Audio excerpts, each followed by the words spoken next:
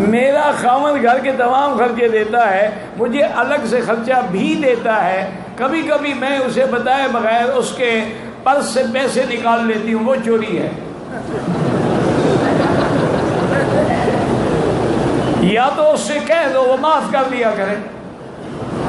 حضور کی بیعت کرنے کے لیے آئی نا بی بی ہندا،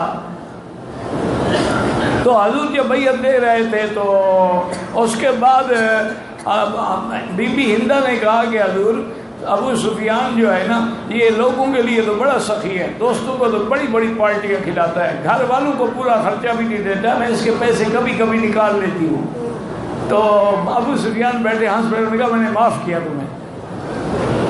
تو بہرحال میری بیٹی آپ کو اجازت لینی چاہیے، یہ چوری ہے۔ جب تمہیں بھی خرچہ دیتا ہے، گھر کا خرچہ بھی دے، پھر بھی پرس سے نکال لیتی ہے، ہیلث پوری نہیں ہوتی۔ اب کیا کریں جی، روز جو نئے نئے فیشن کی چیزیں آ جاتی ہیں، آج کل تو ایک لپسٹک کی چھوٹی سی ڈبی بھی لو تو 2000 کی ملتی ہے، وہ بھی بیچاری کیا کریں۔